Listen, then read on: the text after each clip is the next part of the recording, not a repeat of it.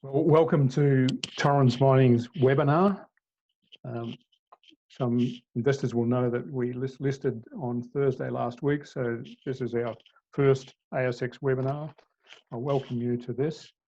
My name is Steve Shedden. I'm the Managing Director of Torrens Mining, and I have with me today Bill Bloking, our Chairman, and we've also got Pat Say, our newly appointed Exploration Manager.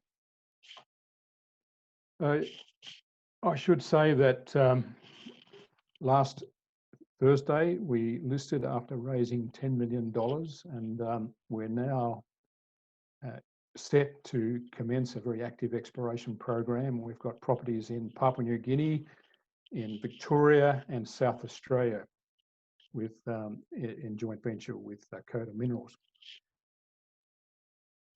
I think at this stage I should introduce Pat, our Exploration Manager.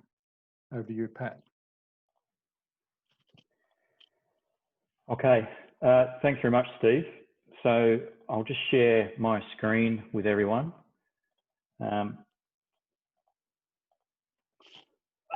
We'd like to give you all a rundown on Torrens exploration projects. I think from my perspective up front, it's really exciting to be involved with Torrens. I think Torrens itself has put together a portfolio of pretty interesting gold and copper and also cobalt projects, which I'll touch on.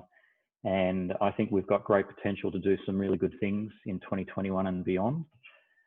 So here's just a simple disclaimer up front. So Torrens is focused on a couple of key areas, primarily the Mount Piper gold area in central Victoria. It's a major footprint just south of the exciting Fosterville ore body held by Kirkland Lake. We also have another gold project in eastern Victoria, the Club Terrace Gold Project. We're in a joint venture with Coda Minerals at the Elizabeth Creek Copper Cobalt Project in South Australia. And we also have a very interesting VMS project in PNG, 100% owned by Torrens, which is high grade for both copper and gold and very shallow. So if I give you an overview of our Mount Piper project area, we've got over 1,600 square kilometres of licences in this area, only 30 kilometres south of Fosterville, and only a kilometre, believe it or not, from Mandalay Resources' Costerfield mine in central Victoria as well. So it's a pretty exciting area. There's a range of established gold targets, which I'll touch on further following, and all the area is accessible within farming land. So it's pretty interesting. The area itself is kind of in the hotspot for gold in Victoria. There's a number of large-scale explorers, obviously not least of which Kirkland Lake, which produced at about 42 grams in Q1 of 2020, and also Mandalay Resources, which produced at about 12 grams in Q1 in 2020. And that actually positioned those two companies as the highest grade and also the sixth highest grade gold producers in the world in 2020, which was amazing. So we're in really good company in this part of the world. Kirkland Lake is going to be spending up to about 85 million or so Australian on exploration this year. And I think it's important to note that all the market cap, the market cap of all the explorers in this part of the world is sitting in at least 80 to 90 million Australian or far higher. Torrens today, as we speak, is about 30 million market cap. So I think the potential from our perspective is very, very high. Moving into our granted tenement in this part of the world, this is our EL6775. This is really interesting from our perspective because there's a number of historical geochem anomalies that haven't been followed up by past explorers. These were identified in late 2000s by a previous owner called Arroyo. A number of these are associated with really interesting zones, not least of which the old Mount Piper area, which is down the southern end of this diagram. That was actually drilled by BHP, and they intersected almost 50 metres at 0.9 grams per tonne gold from 184 metres. And from our perspective, we're going to hit this really hard in 2021, early on with some follow-up geophysics. We need to get some good aeromag done, which we're working on right now. We might even follow it up with some infill geochem and then early drilling, hopefully as quickly as possible. Another very interesting area for us is the Northwood Hill area, which is sitting in the northwest of our Mount Piper tenements. This area was drilled by Perseverance in the early 1990s, and Perseverance identified a 5-kilometre long gold trend, all with ore grade shallow oxide intercepts, which have never been followed up. So from our perspective, I think we can see the potential here of a 5-kilometre gold trend. We just need to do some early geophysics and maybe some ground IP to further identify these targets. And then again, we're going to follow this up with early drilling with some deeper holes to see what's going on underneath.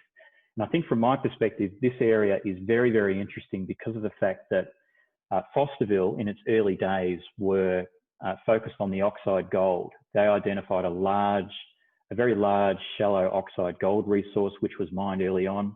This has all the hallmarks of that Fosterville system within Torrens tenements, and it's pretty exciting for us.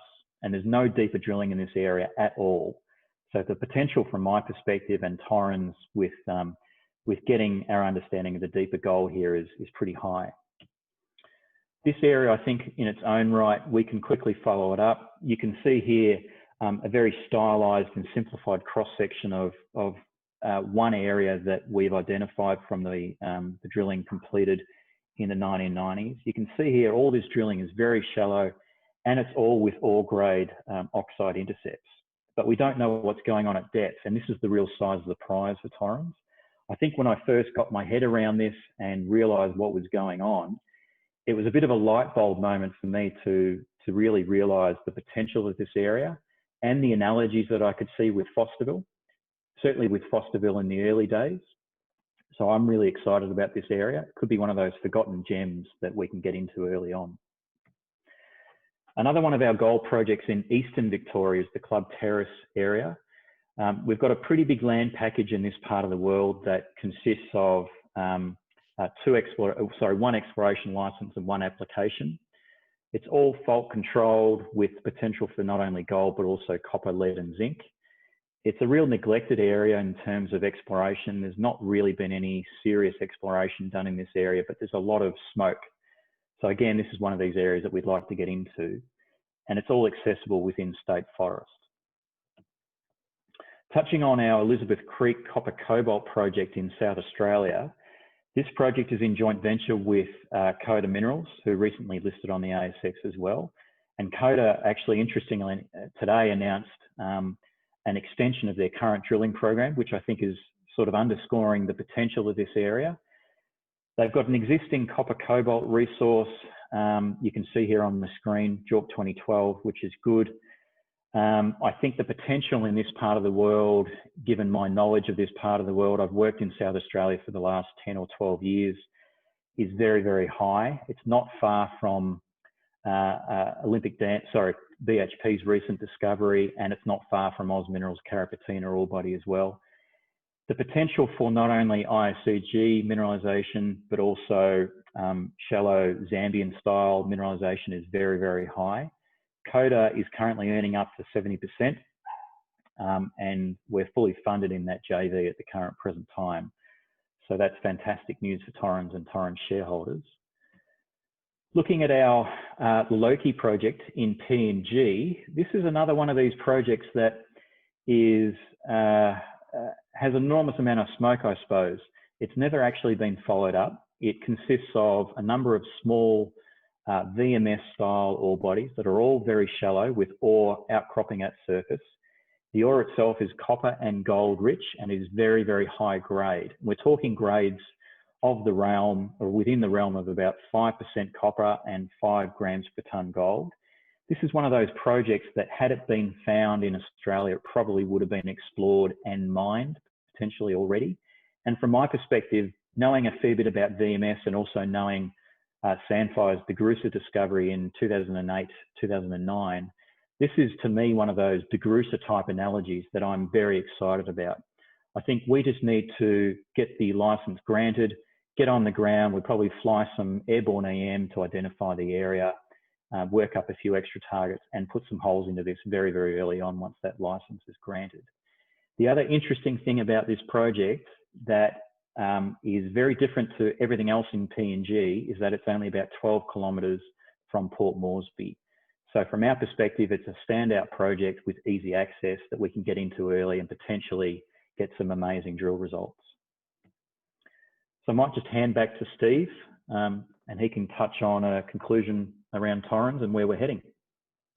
Thanks, Pat. Yes, so I think investors can see that we've got quite an active program ahead of us. There's a few favourites in there for me. I'm particularly attached to the Laloki project in PNG, which I drilled back in 1986 for a Perth company. And I published some papers on that, so it's of special interest. Now, coming back to Victoria, we have the major land holding right in the middle of geographical Victoria. And both Pat and I actually live in Victoria. I live in Burrumbete, just out of Ballarat, and Pat lives in Melbourne. And so we're ideally placed to pursue that project with some vigour. I'm going to introduce Bill. Bill, would you like to say a few words? Our chairman, Bill Boking. Glenn, could we? Can you hear me? Yes, indeed. Yeah, okay, because I thought I was blocked out. Well, yeah, firstly, I'd like to say that it's a really exciting time for the company. I'm very grateful for the support that we've had through the float from shareholders, new and longer standing. We've put together a great team of very experienced people, which effective today has been complemented, supplemented by the addition of Pat Say.